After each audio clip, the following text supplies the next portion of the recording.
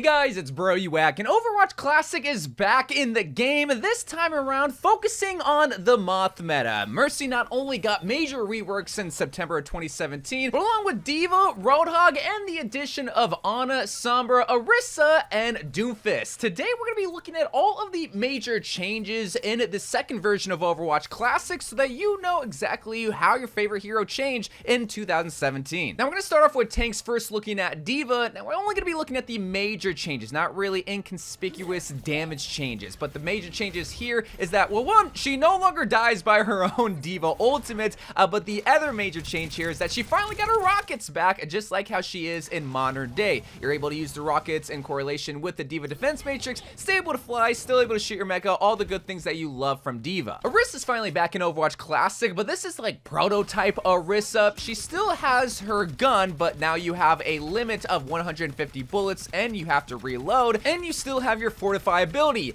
That's basically all that's the same from modern day Orisa, because Orisa's shield has finally returned. You know, that half dome 600 HP shield that is, well, stagnant wherever you place it. Yep, that is finally back in the game, along with Orisa's pull ability, where if you want to send people off the map you can, or if you just want to pull them closer to you to give them a hug and kill them, you can. And her ultimate is no longer the javelin slam, but rather just her bongos that gives you a power-up similar to Mercy's blue beam. You have to be within range to receive the power-up, and the bongos can be destroyed, so you really want to protect the bongos with your shield. Reinhardt is still relatively the same in this version of Overwatch Classic, still 2000 HP shield, still has his hammer, only has one charge. The only notable change in this version of Overwatch Classic is the fact that whenever you earth shatter an enemy like on top of them, you can actually insta-kill them. There's a few major changes for Roadhog that I received in the second version of Overwatch Classic. The first and biggest is that he can no longer one-shot hook combo so easily because the pull target is a little bit farther away from Roadhog, so you gotta really hook, one-shot, headshots, and move forward all while trying to melee them. Along with that, you are finally able to walk with Roadhog when you self-heal. No longer are you just a sitting duck, or a sitting pig in this case. Nothing major to report on Winston. I mean, go figure, he is the least reworked hero in Overwatch 1, but the major change here is that whenever you throw the Winston shield bubble down, the cooldown countdown now begins when you throw the bubble down instead of when it broke in the first version of Overwatch Classic. Zarya also in the second version of Overwatch Classic also basically remained the same. Nothing major that I could really point out that was crucial to report on. Alright, we finally reached DPS, starting off with Cassidy? But the biggest change for Cassidy in the second version of Overwatch Classic is that when you use your ultimate, you now use the full Deadeye meter, whereas beforehand, you could use half of your Deadeye meter and not actually shoot your gun. But what all my toxic Doomfist mains are waiting for is the return of DPS Doomfist! And hot gamer boys and e-girls everywhere, he is back! For better or worse. So getting right down to business, the two things that he did get back in Overwatch Classic is his Seismic Slam and his Uppercut ability. Both of which, if you land on an enemy, grant you temporary shield, but for Seismic Slam specifically, the higher you are in the air, the more damage you'll do to the enemy when you actually slam on them. Along with those two powerful abilities, the 1.0 version of Doomfist's punch is finally back, where you no longer have to charge it with your block because, well, your block ability is now gone in this version of Overwatch Classic. You just have to punch the enemy and you do damage, and if you punch them against the wall, you do even more damage. His hand cannons and his ultimate are relatively the same in the Overwatch Classic, just remember, you're a DPS Doomfist main now. You have to get damage. No major changes for Genji in the second version of Overwatch Classic, other than the fact that you only get 7 swipes with your Genji blade, which is honestly the biggest downfall of Genji, and why he'll never reach the peak that he originally was once at 2016. But you can still double wall climb jump, so there's that, Genji mains. The biggest change here for Pharah is seemingly gonna go unnoticed, but you get a whole lot more rocket fuel so that you're able to boost yourself up in the air, use your jump button, but tapping the jump button so that by the time your boost comes back, you're gonna be able to fly up in the air, regain your rocket fuel, and do it all over again. Basically being able to fly forever with Pharah. Reaper's Reapening passive ability got removed in this version of Overwatch Overwatch Classic in favor of his modern day heal ability. When you take damage and you shoot the enemy, you'll get a percentage of that damage back in the form of health. Along with that, whenever you go into your Wraith form, you also reload your shotguns, just being able to cause even more mayhem with Reaper. But going to the biggest op of Reaper, Soldier 76 has no major changes here to really talk about. He still has his Bloom rifle, which means that if you just hold down the fire button, it's not going to go in a straight line after a couple of bullets. It's just going to be going in a random pattern. But what we're all here for, if not for DPS Doomfist, is DPS Sombra, even though she's always been a DPS. This is Translocator Sombra. Basically, that little device that you throw with Sombra, you now throw on the ground. That's going to be your teleport beacon. Once you throw that Translocator down, you're going to have 15 seconds to be able to teleport back to that beacon. You don't have to teleport to the beacon, and if you don't, it just will get destroyed on its own, and then there's going to be a cooldown for the Translocator. You are also able to go invisible. However, there is a set time limit to go invisible. You do get the same speed boost, but you aren't able to hack while invisible. It will bring you out of invisibility. Hacking an enemy also doesn't give you a damage boost like how it used to in the modern day version of Sombra. Just really all you do is go invisible, be annoying, and do some damage.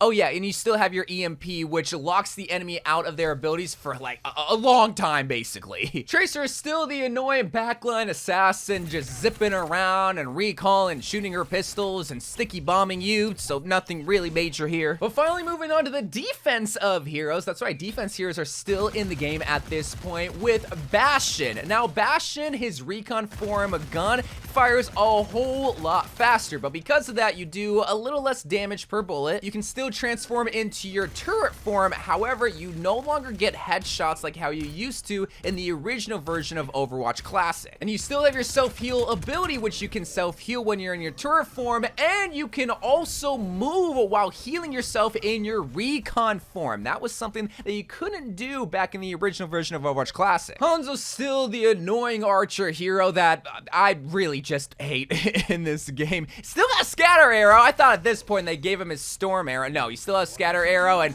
really nothing's changed. He's still annoying. Junkrat is also somewhat still annoying in this version of Overwatch Classic, but now double the annoying with his 2 concussion mines. Beforehand, you only got 1. Now you get 2. And the other major change here is that he no longer takes damage from his Riptire and his own grenades, which is also major because, well, this is what makes him super annoying and spammy. Mei's kind of the same here in Overwatch Classic. Still has her freeze, still has her icicle, doesn't reload her gun when she's in her ice block. Her wall is super strong. You are able to freeze people, which is great, but I mean, that's always been Mei up until Overwatch 2 release, so it's great that it can be demonic Mei, but still nothing major to talk about here. So Trobjorn in this version of Overwatch Classic is a little bit confusing. So he still has his scrap passive ability that allows you to give armor packs. However, you are able to gain scrap passively. Like, you don't just have to gain them from dead bodies. You can, but it will just increase over time. He still has his turret where you have to place it right next to you, and you have the level 1 turret, which does minimal damage, and you can beat it with a hammer to increase it to level 2 to do medium amount of damage. And then you have your ultimate, which not only powers you up as Trobjorn, making you Angie mode, increasing your damage and your hammer speed and your reload speed, but it also sends your turret into level 3, which does the maximum amount of damage, has rockets, and all the good stuff that I remember from his original Molten Core ultimate. And the final defense hero is Widowmaker, where they actually nerfed her in the original version of Overwatch Classic, like when it came back,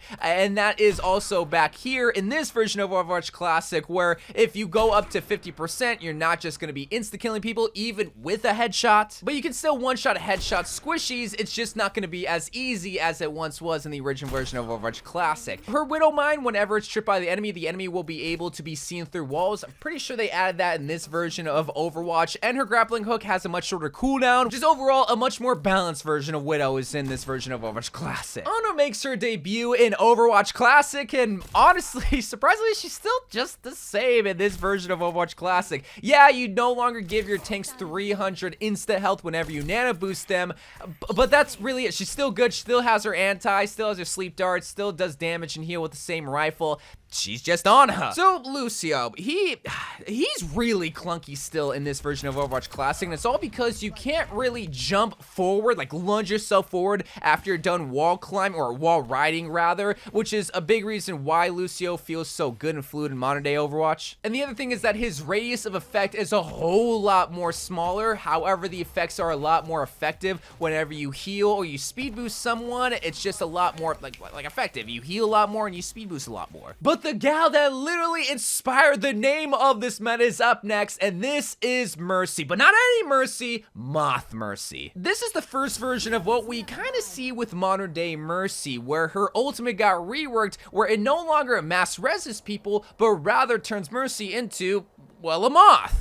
Her res is now just a single ability with a 30-second cooldown unless you use your ultimate. But I'm getting ahead of myself. Let's talk about the ultimate first and how that works. So you activate your ultimate, you turn yourself into the moth, and you're able to just fly all over the place, kind of just like modern day Mercy. If you yellow beam somebody, if someone is in close proximity of that original target, it'll just chain to them and heal everybody. If you blue beam them, it's the same exact effect. Again, similar to modern day Mercy, but where it gets into the Moth meta version of Mercy is that if you res someone before you ult, it's gonna have 30 seconds. However, if you activate your ultimate after resing someone, it'll instantly reset the cooldown to 0, meaning that you can res someone again. And when you're using your ultimate as Mercy, that 30-second cooldown to the res is gonna only be 10 seconds, meaning that you can res someone again during this 15-second Mercy ultimate. That is if you don't move far away from the target, because if you pull away from the target, you can cancel out your own res, which is very awkward. But while that's all fun and games,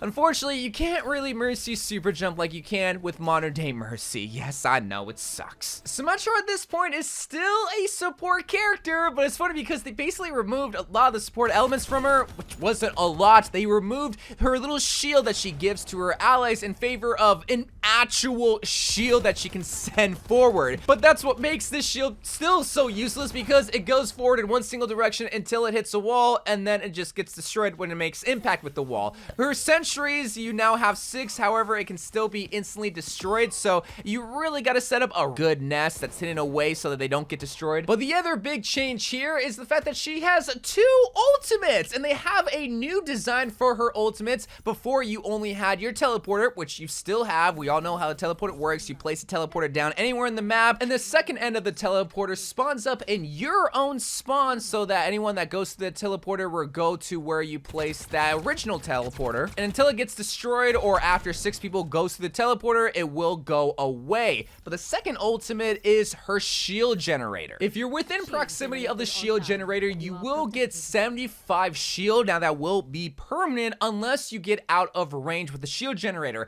But it's kind of weird because you do have this like area of effect at which, okay, if you get out of range with the shield generator, you won't get it, but you have to get even closer back to the shield generator to get that 75 shield back. It's really weird. You're seeing it on the screen and how it works, so hopefully showing you will do a better job than telling you of how it works. And the shield generator can get destroyed, so you want to hide it close to where your objective is. And it's important to point out that you still have your lasso damage and your slow secondary hex balls of doom that can pierce through the enemies.